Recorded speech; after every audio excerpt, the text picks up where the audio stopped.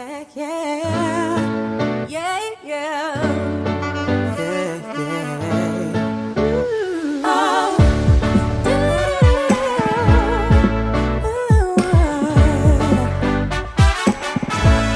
Yeah. For my good, for my good, it's all working. For my good, for my good, for my good, it's all working. For my good, yeah. When I think about all my plans, everything I need, always want more money to spend, 'cause I got these mouths to feed. Then I think about where I've been, and I must believe that if he did it, he'll do it again. God has been too good to me. Every good and perfect thing. Let's see what. You're here. You're live already. Hello. Welcome to the Conversation with Jim Anderson Morning Show. The show will be starting live on the radio in a second, but I want to say hello to the Facebook. I think you're live on the air as well. It's 11:01. Oh, they're doing some. They know they're doing something. Okay. Well, you're still already on this live, so. All right, good. Well, we live with y'all, and we got our guests in here, and we also got the campaign manager. I love it when the campaign manager, it shows a professional about a real campaign. Absolutely. You know, because it embarrassing folks to say, "Who run your campaign?" Okay, can do all. Well, you know, I got one of the best in the game. Oh, well, you know, well, and I go, we. Hey, welcome to Conversation with Jim Anderson. And hey, look, we got another great show. We're in studio with the team. Austin is here. He gonna hit the mic. I'm not speaking for him, so I'm gonna let him hit the mic. Good morning, Buffaloes. I'm excited to be here today. I think this is going to be another very exciting interview, and I feel like it's just going to give me some more perspective as a young person, just to see when we talk and have these conversations, what exactly are we talking about? We talk about the politics of Buffalo. I think it's going to give me some really good insight, so I'm very excited for it. And not to cut you off, but I want to say I might not be the only one excited. Community, you may be excited. Right. If you want to call in and join the conversation, you can call in at 716-837-1112. Again, and of course we got Latasha here, but you know she doesn't like to. Well, she not that she don't like to talk, but she weigh in when the time just move out of the way, you know. And let me tell you, our guests in studio. It's always good when you have a candidate in studio with their campaign manager, because you get that professional feeling about what's going on, seriousness about a campaign, which is hugely important. Mm-hmm. And I bet you guessing it. I give you one more guess. You got it. That's right. I got Councilman Rashid Wyatt. He's the councilman of the University District. But as you know, like I know, and a whole lot of other people know, and if you don't know, tell somebody, he's a candidate for mayor. And despite what you done heard about the Democratic Party having chosen a candidate, that's just them choosing whom they might like. But people got to raise their voice, and guess what? We still got candidates in this race, and we're speaking to one today, and we're not going to hold him back. You know, he don't have to raise his hand to get on the mic, and the same thing go for Willie Morris, his campaign manager in here. Listen, we got some folks in here that want you to talk to them. You want to talk? You heard what Austin said. Call us 716-837-1112. And with that, I just want to say welcome, Rashid. Yeah. Been in a lot of skirmishes in his districts, or I won't even call them skirmishes, just him taking care of business and having his community folks do so. And I'm just glad to give you an opportunity, because a lot can be said about somebody, but when you have somebody speak for themselves, then you get the real story. Yes, sir. And you get the backdrop. If you ever wanted to know what was going on, you can get it from the person themselves. So again, the phone lines are open to you, but let us get to cooking. And with that, I'm going to turn the mics over to Rashid. And again, I want to welcome you, bro. It's good to have you here, because sometimes they think Austin and me because of Austin that we rough on candidates. I'm not, and Austin. Okay. I don't have a problem with people being rough as long as they fair, because that's what it is. You know, I'm not sitting here to ask nobody to just roll out the red carpet for me. You got to stand on your accomplishments, Indeed. and I think I can do that, and with the best of them. Again, let me just start with my qualifications, because the Democratic Party didn't think I was as qualified. And it's interesting that, again, it always is us on the sideline, but you have two other people.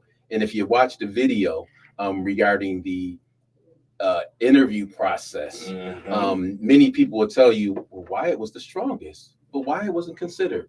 And you have a couple of individuals who say, oh, he's always acting as if he knows it all. No, I'm not acting. I'm qualified. And there was a time when we had to, as Dr. King said, scratch when we didn't itch, and laugh when nothing was funny. Well, I ain't got to do that no more. That day is over. Okay. I have 25 years experience in finance and management. I worked at a bank for 15 years. I was a chief financial officer for 2 organizations. I was president of a credit union. I started a charter school. I don't know, it goes on and on. I was part of Pastor Pridgeon's group when we started Concerned Citizens Against Violence Coalition, when it talked about drug paraphernalia in our neighborhoods. I was president of NAACP in Newport News, Virginia. I was the deputy commissioner of audit in business audit in Newport News, Virginia. So I got a whole lot of accomplishments. I was president of the National Association of Urban Bankers in Buffalo. And so I have a whole list of things that I've shown leadership and my capabilities.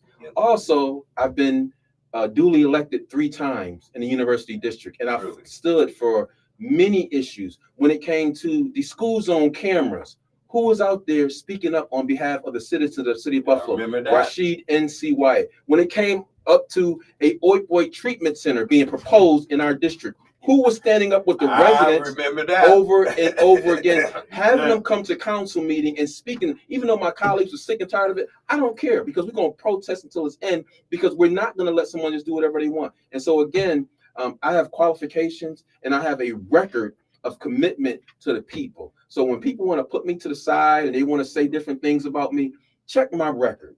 Go on the common council meetings and see who's the one raising sand every single time regarding various issues. It's me.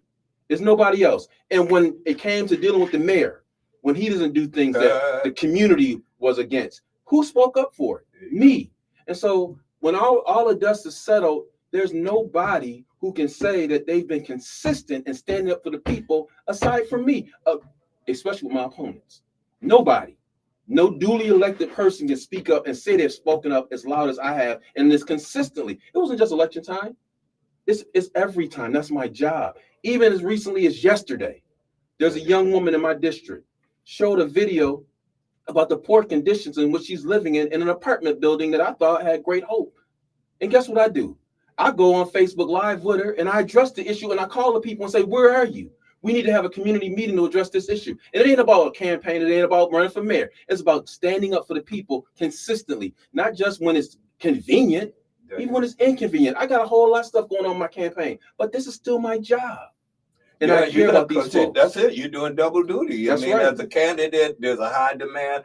But as a council person, that don't stop while you're campaigning, and you continue in that. Exactly. Which shows another level of being able to carry on while you carry on. That's right. I think one of the things, let me ask you this. Mm-hmm. Considering the move that the Democrats have announced, what do you see as your path to victory? Is that a phone call we got? Yep, call. Okay, we'll take the call and then we'll come. Caller, you're on the air. Welcome. Everyone hear me fine? Yes, you're on. Wonderful. This is Sharon Shiro from Eastside Collaborative Partnership. Hello, everyone. I just wanted to announce to the community there's going to be an Eastside Agenda Town Hall / Buffalo Mayor Forum held in conjunction with the We Are Women Warriors organization and Eastside Collaborative Partnership. It's going to take place Wednesday, March 5th at the Frank Merriweather Library from 5 p.m., which is the time that the East Side Agenda Town Hall comes. And we want the community to come out and state what the issues are that you want these various mayor candidates to address. And at 6:30 p.m. until 7:45, there will be a Buffalo Mayor candidate forum. Now, we had, I think, six out of what was then, when the forum was announced. Of the 8 candidates did confirm, and your guest today, Mr. Rashida T. Wyatt, is one of those individuals that has confirmed. And your Mr. Austin Martin has agreed, Mr. Anderson, so graciously to host that segment of the meeting. It's a 2-part meeting. And I just want to encourage everyone, if you want to hear more, specifically what it is the Buffalo mayor candidates have to say about the east side of the city of Buffalo, please come to the forum.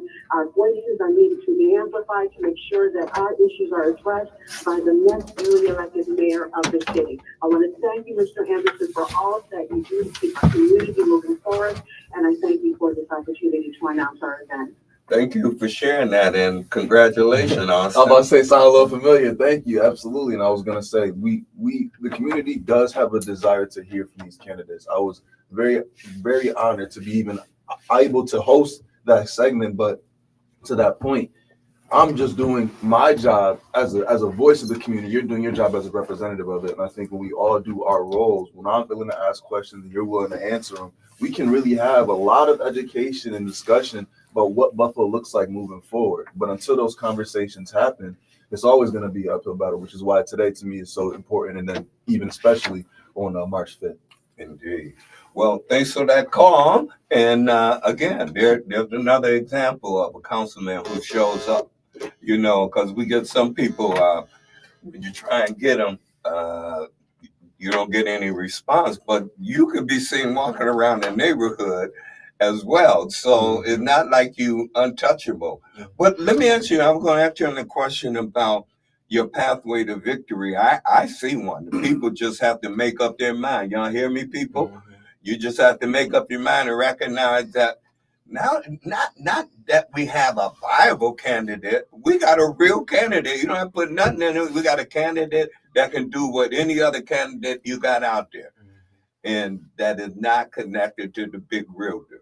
They didn't say that. Jim Anderson said that. I'm just telling you, look, we got to get serious. If we want to see change in the city, we got to remember that we have folks that look just like us. I'm talking about Black folks, and I'm not being biased about we got a great big city of everybody, but we have Black folks who can represent. So don't think small. In any other parts of the city, my listeners, this is nothing against you. We're just talking to a candidate that is a viable representative for the people. And yes, you get the right to decide. Yeah. And Jim, honestly, I know that there's a lot of concerns about the east side, and I'm going to address those concerns, but I got to address the concerns throughout the entire city. Okay. And I have a diverse district. And so my responsibility is to listen to everyone. And so nobody's going to be neglected in my administration. I think that what you've heard from the previous administration is they neglected one group of people. It just seems like it was just obvious. But I'm not going to look at anyone. I'm going to listen. Every district has different needs. Okay. And so I'm going to be addressing those needs. And I think it's fair. Whoever you elect is supposed to be your servant. They're supposed to take care of you. And so, again, I'm not just the Black candidate. I'm the candidate that cares deeply about this city. And I think that I have a track record that has shown that. People can talk about what they're doing, but I've done it. Okay. And I've done it consistently. And again, I tell people, don't just listen to the rhetoric. One of my favorite politicians now is Jasmine Crockett. And the girl comes with energy. She comes with excitement, but she also comes with the information. And so that's what I want to continue to do, is that we got to bring information. We got to bring people up to another level and understanding. Even for me, Willie and I always talk about, when people complain and somebody drove down Bailey and complained about the potholes, like it was my fault. I'm just a legislator. However, it is my job to speak up on it. Absolutely. Yeah. And so I'm not going to say, I shouldn't say anything, but don't act like it's my job to make sure. When I call a commissioner of public works to say, listen, these streets need to be plowed, and he don't do it, guess what his job is to do? Nothing. You got to listen to me. Right. I'm the dotted line. Their dotted line report to me, but they report to the mayor. So when your streets aren't plowed, don't say, "Oh, it's the council member's fault." It's not my fault. My job through the charter is to legislate. I totally agree with that because when we first hit snow, and I remember saw no truck, saw no salt, heard nothing. Start turning ice. So I did a Facebook post showing the ice, and I made a remark at that time because it was shortly after Scanlon said he would run. And I said, well, you know, if I was mayor and was wanting to run to continue to be mayor, I think I would take care of these winter streets. You know, I mean, I don't care. And if there's a reason you can, I think I'd be forthright and saying, hey, look, we don't have enough salt or whatever, but I would have some kind of update. Nothing came. I mean, we had a couple of weekends like that, like streets in the inner parts of off the main thoroughfare, like they don't matter. Well, how people to get out? Yeah, slippery and everything. Yeah. Icy. I mean, Jim, honestly, we just have to be truthful. We ain't got to play no games. Just be honest with the people. I think that everybody can deal with respect and honesty, but it's just we ain't had a lot of that. And so that's why we always think it's a game. And it seems like it's again, you know, even I did something. I just wanted to check for myself. They said, "Oh, South Buffalo was taken care of and all that." And I could have just sat here and just kept my mouth shut about it, but it was probably bad in South Buffalo too. And so I went to see for myself because I want to see if there's evidence that this area is being not done well and this other area is done well. We got a I'm going to address it. But I didn't see that. And I can't say I drove through all of South Buffalo, but the area I saw, it was like ours. But we still, I mean, I put forth a snow plan. I said that the snow plan should be in May and not in October after we got snow already. And so I did that because I thought that we need to be more proactive. We need to work with permits and inspections, if not permits, but Department of Public Works. If there's an issue, if there's some needs, then we need to help them get those things taken care of before snow falls. And so there's a lot of different things that I put forth, even as far as the budget. The budget I put forth that we used to get in May. Now we're going to get in April. And the people are going to have a conversation, to be a part of that conversation before it's a decision made. Because what was happening before, we would get the budget, they would make all their deals and everything, and then you will come from a public hearing, but the budget is already done.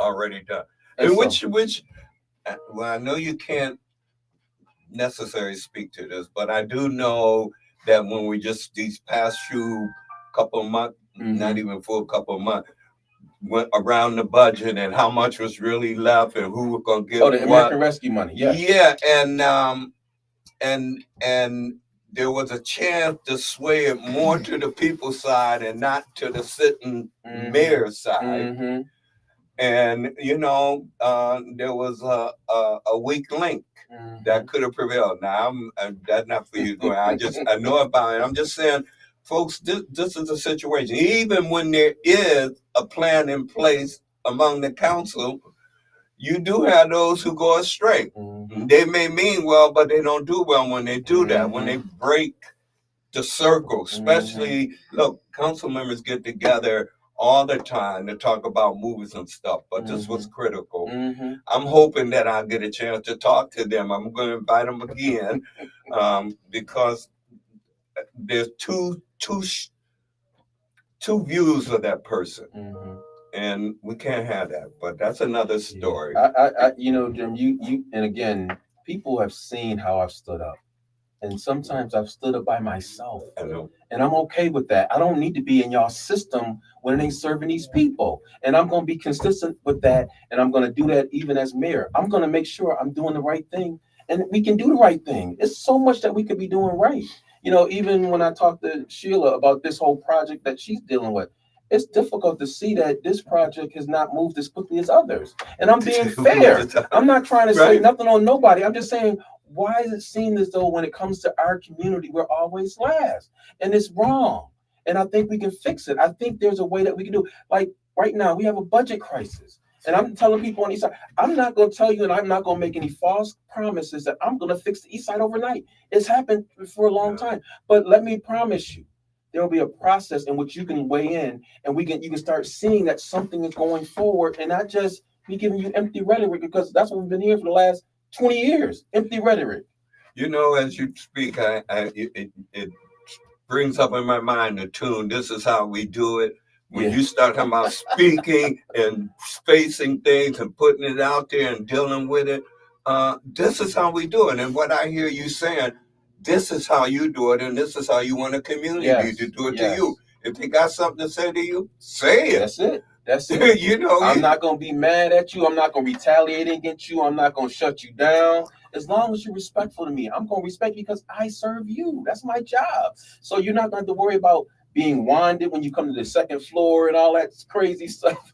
Come in and have a conversation, and I'm gonna do more than just kiss babies and go do ribbon cuttings. I'm gonna be in there doing the nuts and bolts, making sure that this city runs as effectively and efficiently as possible. I don't want to be out there just cutting ribbons and we broke. Come on, that don't look good. How does that look that I'm out here cutting ribbons, I'm going in neighborhoods, but we broke and I got problems and turmoil in the operations of the city? That don't look good. So I'm going to be doing the work. I'm going to be talking to people. I'm going to be talking to the commissioners. We going to have a conversation about who the commissioners are. It ain't going to be no, oh, we just going to select this person. No.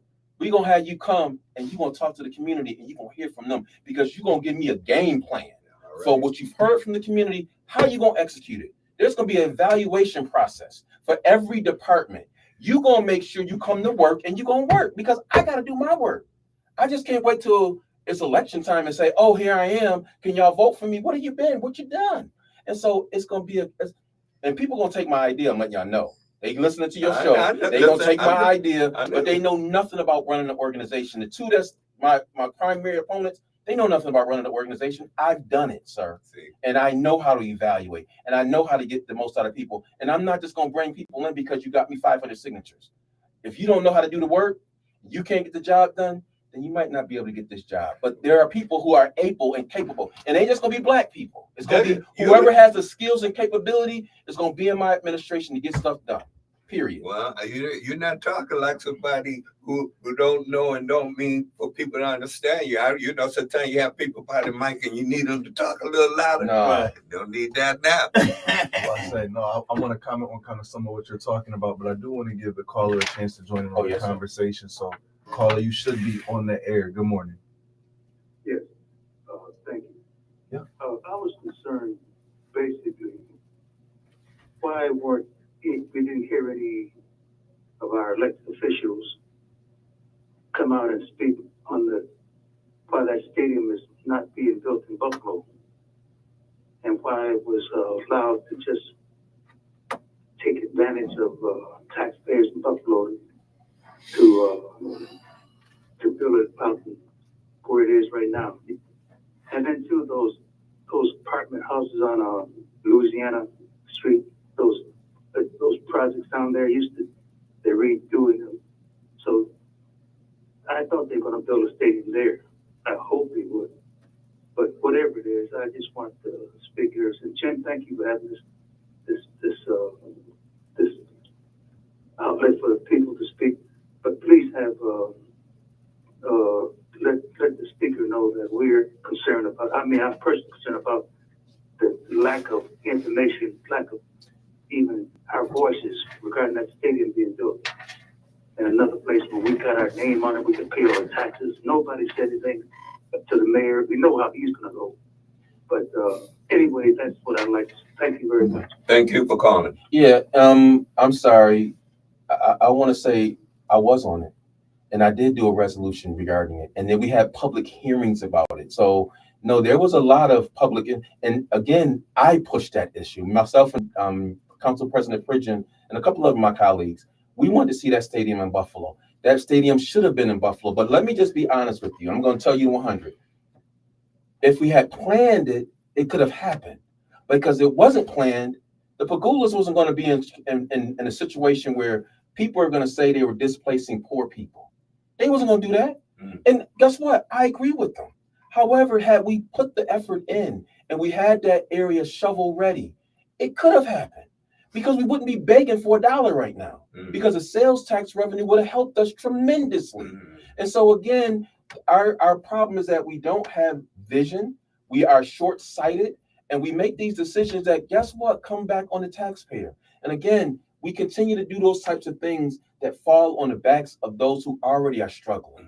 And so we were in the forefront of addressing that issue. And we had public hearings. I think we have 2 of them where people came out. But at the end of the day, that wasn't a city decision. That was the county.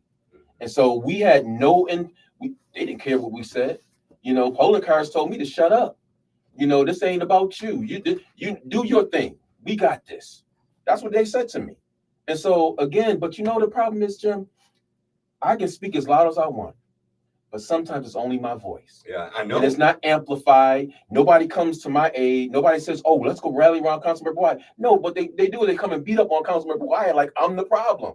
Are you watching these videos? Are you watching these council meetings? Are you seeing who's speaking up? Are you seeing who's not? But you come and you talk about me and say, oh, he's a loud mouth. He's this. Listen, you're the only mouth that will speak on the let me issue. tell you something. I went to a whole city that didn't know me and just wanted to know why is this guy speaking up? That's my pedigree. And again, when we talk about Black History Month, it's about courage. It's about being having a conviction to speak the truth to power. And some of us, because we bought off, because we have a job, we can't say nothing. And I'm good with you because I can't pay your mortgage. But at the end of the day, is that what you want to live? Is that how you want to live? I can't believe our forefathers, the people who sacrificed their lives. I can't believe the people who sacrificed their lives will be pleased with us right now. That we don't stand together, we don't band together to improve the conditions for us. And so it's not against anybody. When people talk against me about the Bangladesh and the Arab people, these people aren't contributing to my campaign thinking that I'm going to give them something because they know I'm not. I'm going to treat them just like every other resident in my district. I'm going to make sure I stand up for you when it needs to be stood up. But at the end of the day, I'm serving everyone. And that's another example. Folks, look, when people give to a campaign, it's not to assume they're being bought. And even if somebody trying to buy them, let's not assume they go for it. I mean, I've seen people contribute thinking they're going to get a hook, but the one who received, no, ain't no hook. No. If you like me, you like me as I am. Right. And I surmise that people who are investing in your campaign is because of that. Not because they're buying you. No. It's because they like your style. They think you represent on their behalf. Yes. And that's why they're giving. Yes. And oh, by the way, community about giving, that's what we got to do with candidates we like. Yeah. We can't be saying, I like them, and we don't give up nothing. Yeah. I mean, look, it take a little money. You know, $2 is better than no dollar. I'm just saying, you will feel better yourself rather than sneaking in and acting like you with somebody and you ain't helped lift. Yeah. And they're gonna be lifting on your behalf. I'm just saying that ain't the candidate. That's Jim Anderson saying that. And if I don't say it, Willie Morris will tell you, look, Willie ain't waiting to raise his hand. He got the mic ready. So when he jump on it, just know. Because he got the mic and he ready. So because you talked about my path, and that's what I wanted Willie to talk about. Because that's my path. Listen, pull it up, Willie. It's in my mouth. Okay, we're going for a ride now. Right. Yes, sir. Because first and foremost, thank you, Jim, for having my candidate on and your staff. We really appreciate this opportunity.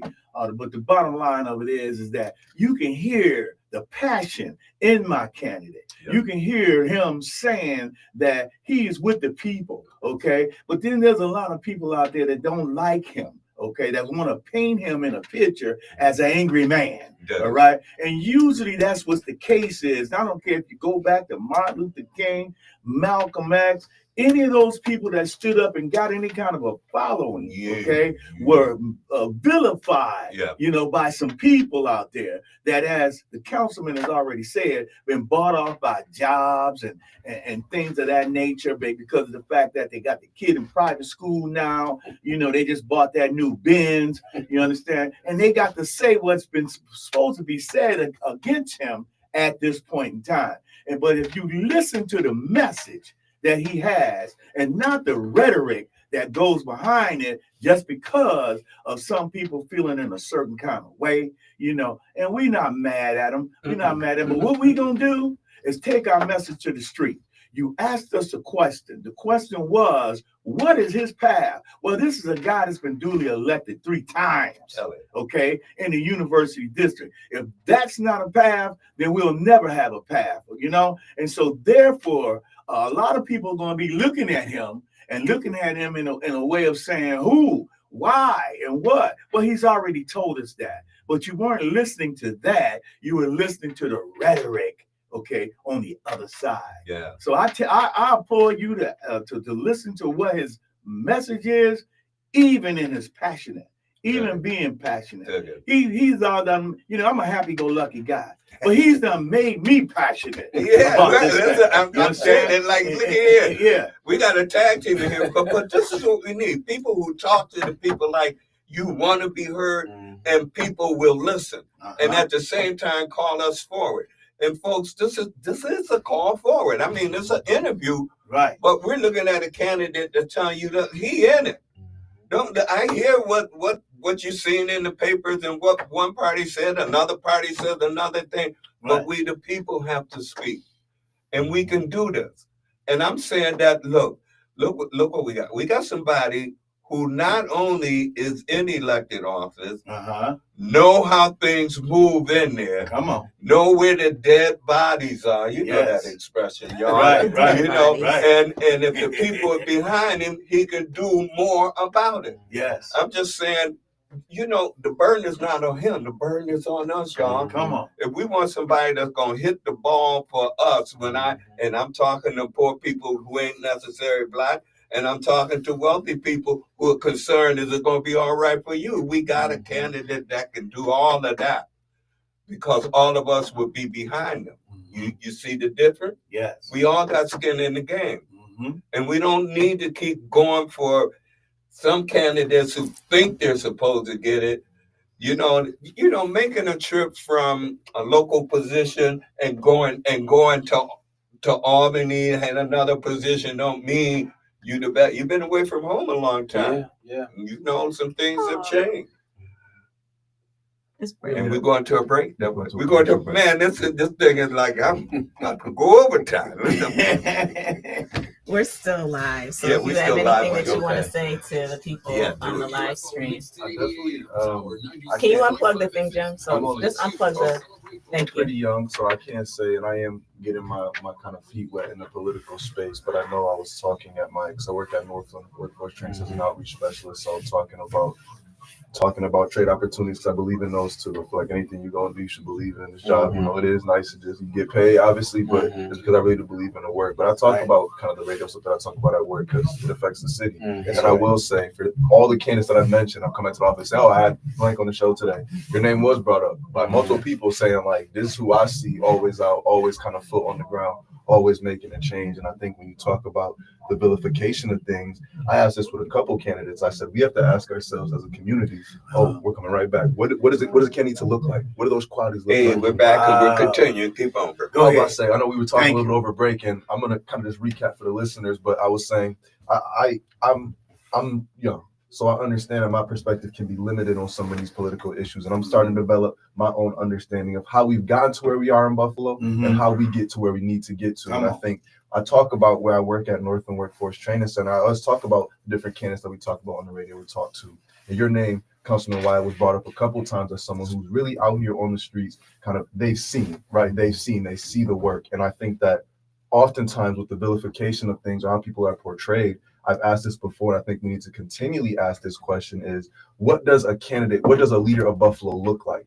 Are we more focused on someone who's friendly or someone who can say the truth? Are we more focused on someone who we think is going to be nice or someone who's going to be able to speak what we really want to speak? Or they're going to say what we should say, or they're going to say what we want to say. And I think until we have these kind of clarifications, that vilification only works if being cordial is something I need in a politician. And honestly, as terrible as it sounds, a young person, I don't need you to be nice. I don't need you to like all your other. I need you to like me. I need you to like the because I'm paying. I need you to like do something for you. I don't need you to be in there and make it sound good. I need you to go in there and be like, yeah, that's how I feel. And so I think when you kind of break it down like that, a lot of those things that can be vilified kind of get.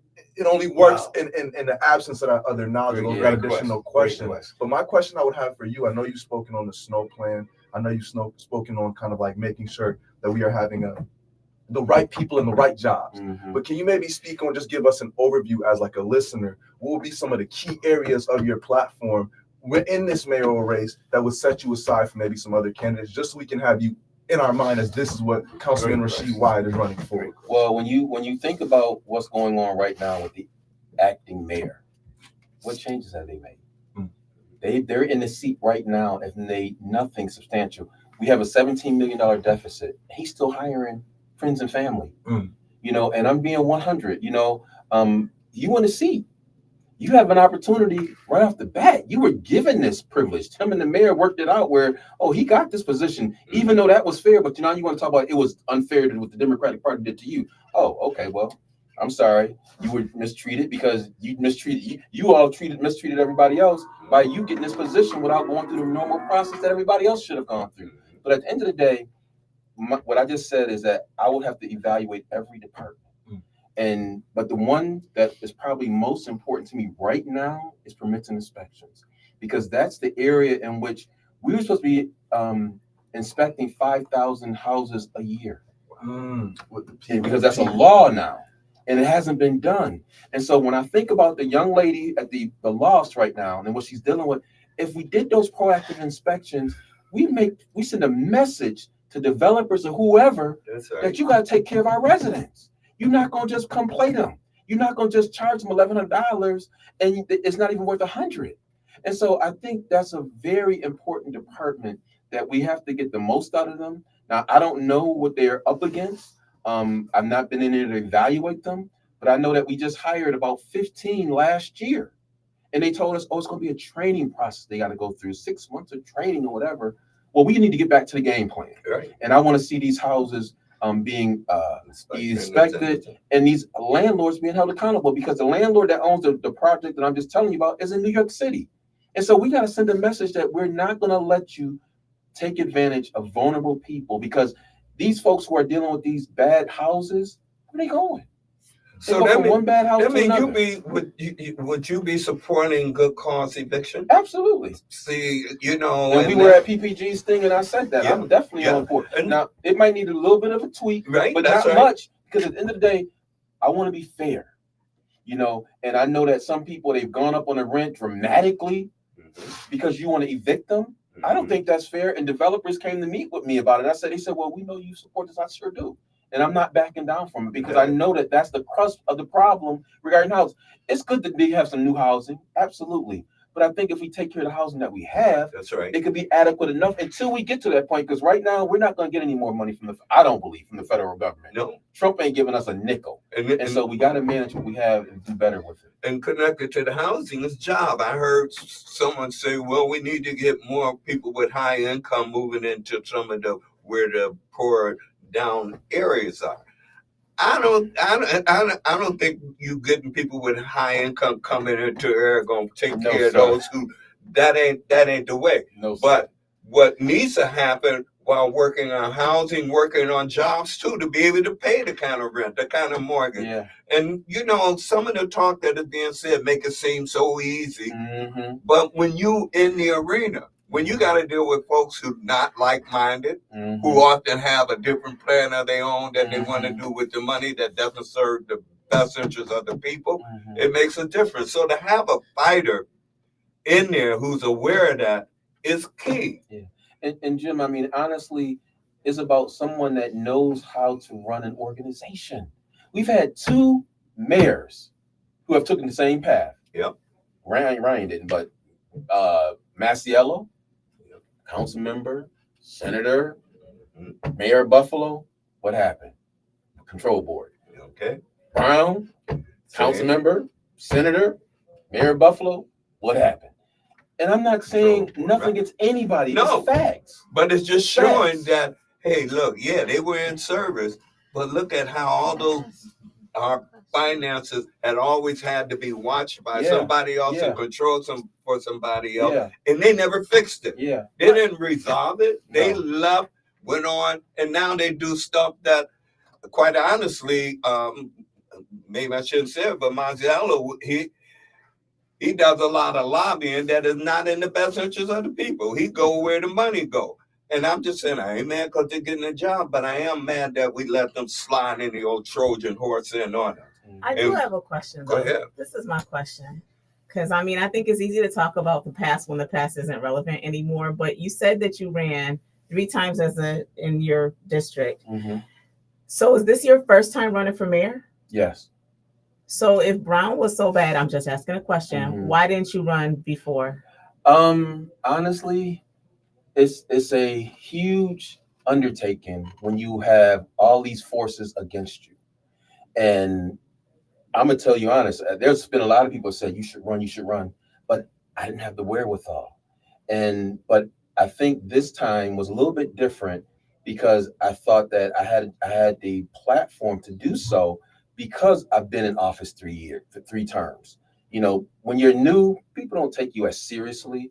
And again, the other two candidates who are in place now, I know I'm stronger than them. I So know I who was are the stronger two than that them. you're referencing that you think are the strongest? I didn't say they were stronger. Or I no, just the said they're in strong. the position. Who are the two that you're referencing? Or you don't want to say? We're speaking of Ryan and Scanlon. Yeah. Okay.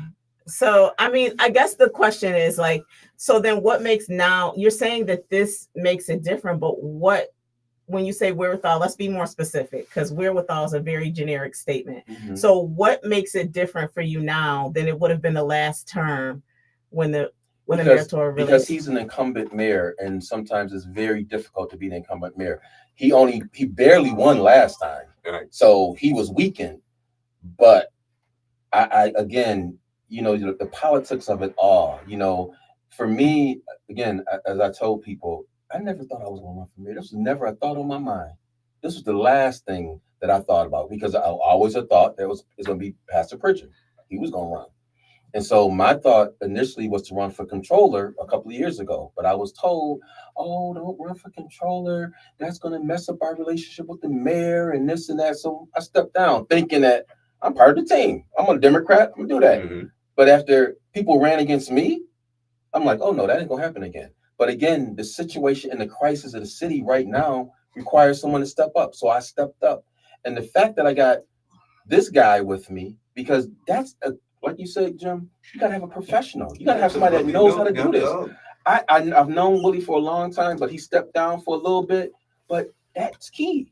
You gotta have somebody that understands how to run a campaign and know how to get your message out. Because I've been elected, but I can't say I know the wherewithal of how to go about doing it. I gotta have somebody like him, especially on a citywide election. So running a council member election, it ain't a big deal, but running a citywide election is huge. Yes. Oh, and I can imagine that it's huge. I was just asking the question. I'm always curious. And where is Frisian? So, like you said, you thought he was gonna run for mayor. Why didn't he toss his? He's not interested in anything. Okay. First off, he told me unequivocally that he was not gonna run for anything again. Okay. Left a bad taste in his mouth, especially being from the clergy. But let me go back to the question that you asked earlier, as it relates to people forgetting what the past was, what happened in the past. Okay, we looked at this clip, this bio or whatever you want to call it, Black History bio, that the young man did on Arthur O.E. Okay, and so some of the same things that are happening right now today is happening then. It hasn't changed. They want to make sure that his ratings are down, so you don't even fathom him being in the race. Okay, these are the type of things they want to say things. So if you forget about the history of where we come from, okay, you're gonna make that same mistake again. Okay, so don't never forget about the history. The history is always important because sometimes they repeat the same history. I see it as I actually see it as breaking out of that fold. You know, as you were talking just now in that question, it conjured up in my mind. I could hear Dr. King in his speech at Riverside. That you know, there comes a time when you have to break the silence. Yes. Right. Yes. Because silence is complicity. Yes. Exactly. Yes. And I think we've seen examples of you working from the inside, trying to rattle it from there, and even in the alignment, some who are not willing to stand up when the fire get a little hot. And I think you recognize, rightfully so, in this moment, this is the best opportunity because you got weaklings. You got real weaklings. You got a councilman who's now mayor who ain't been there as long as you and got to remember coming out of the same rank. So they have to learn. It ain't like they knew everything. Right. You got a senator Uh-huh. who's been away for quite a while, Right. who even in the assembly, his duty wasn't particularly to this community. Right. And now you hear bubbling up concerns from people who say when they go to Albany and go to his office, they can't get in. That's very concerning. Yes. And when we look at you, as you stated, people have always wanted you to run for something. But what people don't understand, getting somebody to run and what it takes to run is a whole different thing. And when you calculate what it takes, the timing will certainly be different. Right. And so right now, you come with having the most inside. You come having led groups none of the front leaders have. I won't even call them leaders. None of the two that have been mentioned because they got a lot of money. But I mean, like, where that money pop up overnight? It ain't like, it's not like small donations. I'm just saying. That's right. And so I'm just saying, community, we got a candidate that not only is viable, but is like a Bronco, raring to go. And you one of the things I will say, whether you're still running, even though the Democrats are now, that was already clear. Community, do you hear? We got a candidate that's running, not afraid of the mountain, not worried about how wide the gap is. And it's on us to decide. And going back in the history, you have to review it because it's easy to say, oh, they should have done. Yeah, what could they have done? Because when I hear people say should have done what?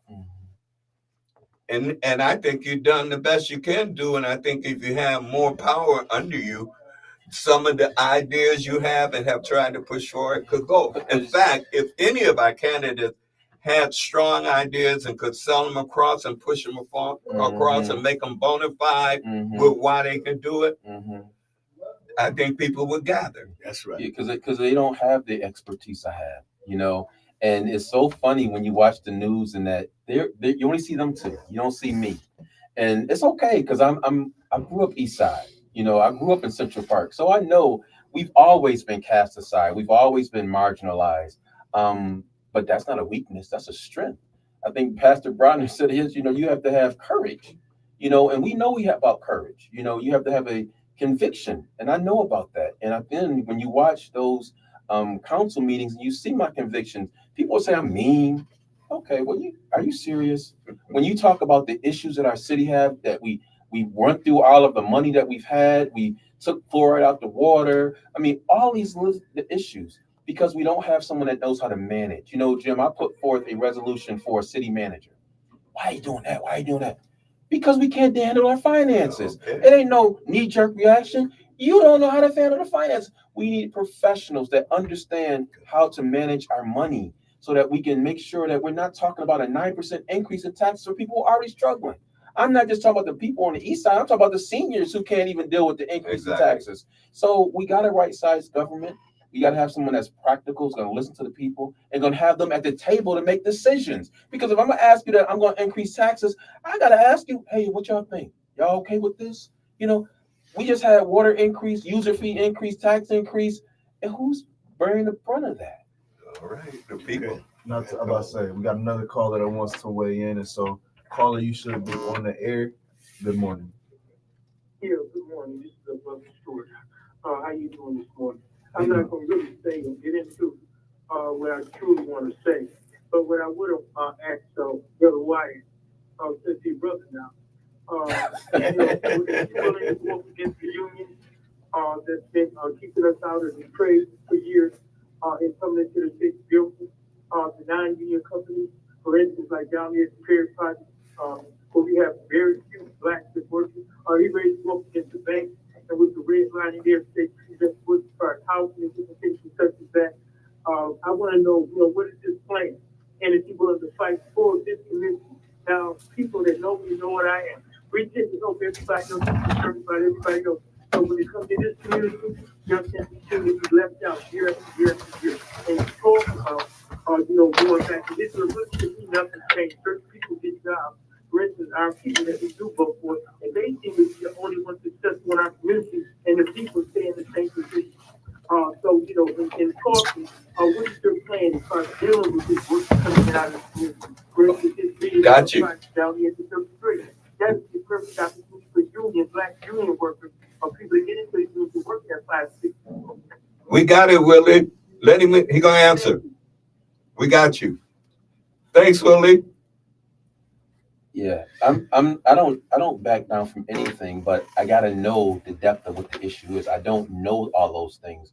I know that I was chair of the NWBE committee, but it didn't have a lot of power because the mayor had his own. Mhm. And so I've been on record saying that I want to see MWBEs more certified, more opportunities, and so I'm going to do that.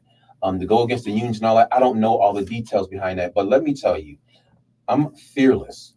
And if it makes sense, it makes sense. So let's start having a dialogue and conversation about what the inadequacies are. I'm not going to just jump onto something I don't have a lot of breadth of understanding. I do know we've been marginalized, absolutely. And so I'm going to focus on that and I'm going to address that. But I'm going to need the community to step up to this. We got small businesses that never heard and don't want to go for any money from the city because it's red tape. The American Rescue Plan by itself, the debacle of $331 million that could have been a transformational lump sum that could have affected our communities. We blew it. I don't know what else y'all waiting for. You know, I've been outspoken. I said this back in June when we got to the coming up on a deadline. We got to make sure this money gets out. And the way that these nonprofit organizations are being treated is criminal.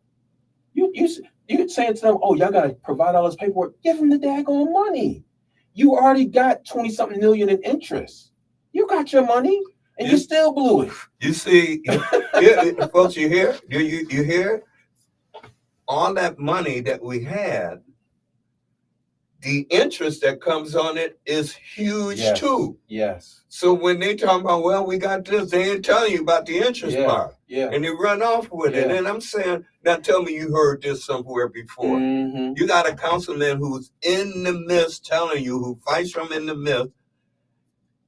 You ain't heard anyone say that before. No. And this is the point that I'm raising, Mm-hmm. is that having someone inside who begins to find out where all these little clefts and stuff and how the tricks go gives us an advantage because you put the right people in there doing the right thing. Right. It's going to work. And when you have a mayor that's saying to the people, look, I want to hear your issue, but don't say, oh, you got to do something. Tell me what it is so that I can understand it and I jump on it with you if it's right. You know, I don't think you can ask for anything more from anybody that's elected. I go through Facebook frequently, just looking at what people are saying. And again, the young lady who I'm telling you about in my district, who I didn't know was my district, when I saw that, I sent her a message, not knowing it was my district, because I'm like, okay, let's see what's going on with this, because this is ridiculous. Until she said it was mine, I'm like, oh, and I jumped up and responded. When I hear people complain about potholes, so why are we not filling those potholes? Come on, y'all. Y'all see the potholes. Right. You could just drive through the city and just see potholes and start filling them. That's what you could do. But we got to take action. And again, I need the people at the table with me to make those decisions, because at the end of the day, we know we have to increase taxes. I'm not going to lie to nobody and say, oh, we can, but we got to tighten our belt first. We got to tighten our belt before I say to somebody, oh, we got to increase taxes. No, let's see what we can cut. What fat can we cut? Let's minimize the amount of taxes that we're going to put on people and user fee and all those things. Let's minimize that to the best we can. And then this is a picture. I think that's fair. But to just say we're going to raise taxes and we ain't did what we know to do, nah. You know, and just to piggyback on what he said, a lot of times he could be doing anything and everything else.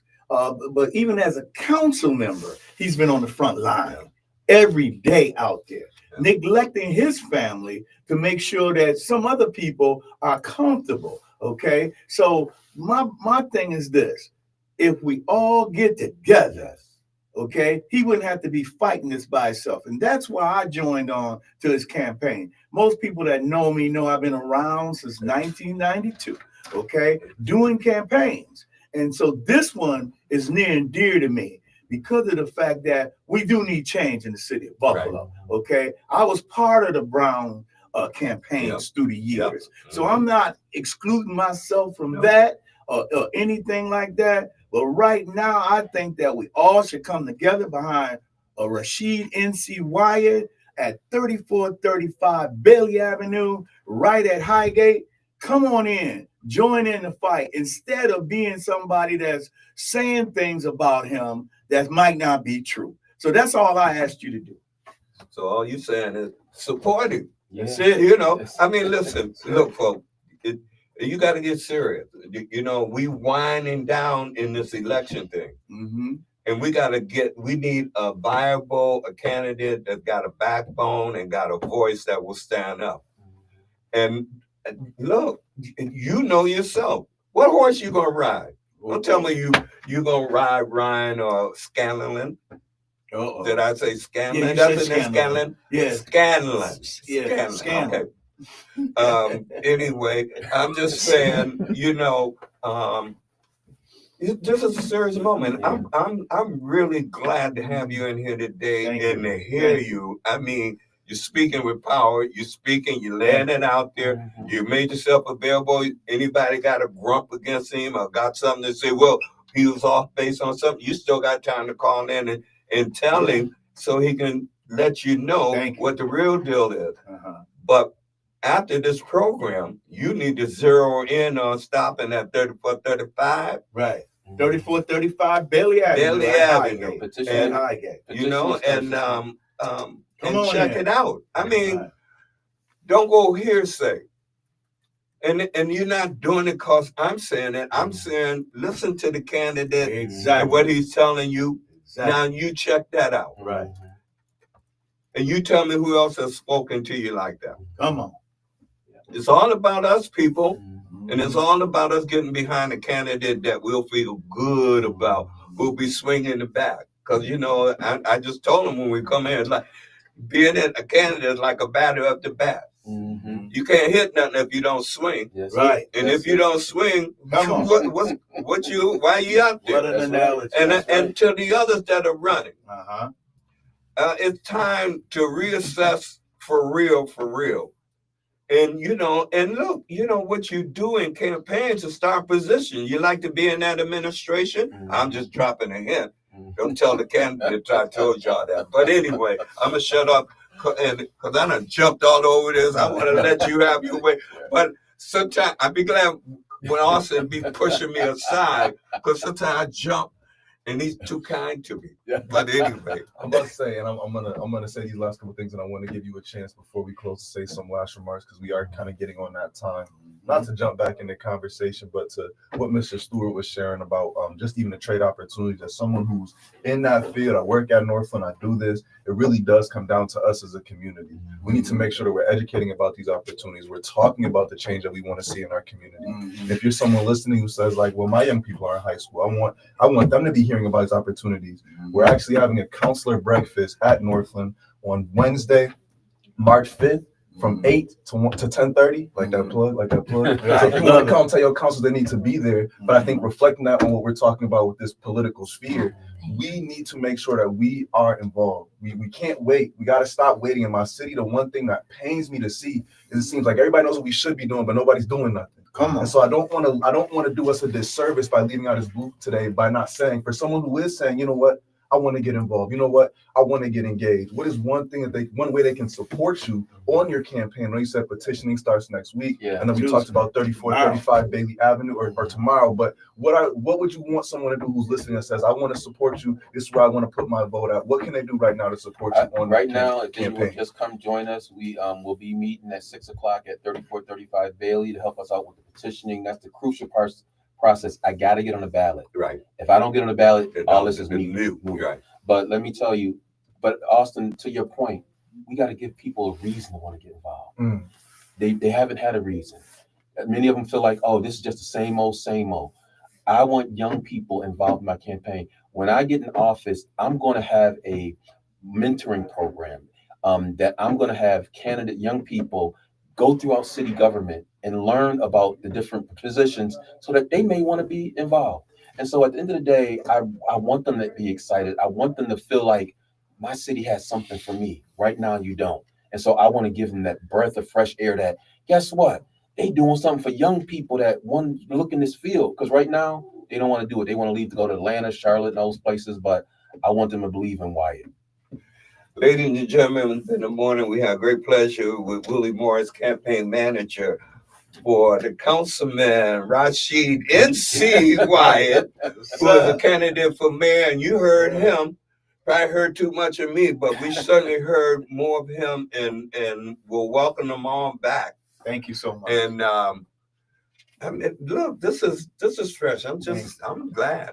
Thank You know me, wrap you it gotta up. shut I me said, down. no, it's all good. Well, I Thank very much enjoyed hearing Thank you about guys for just having the us. work that you've done, Yes, the work thank you you. to continue to do. For And having callers, if you want to call in next week, you can always call in and join the conversation at 716-837-1112. But stay tuned for next week. Keep us on the loop, and we'll see you guys next Monday. Stay Thank safe, you. Buffalo. Have a good one.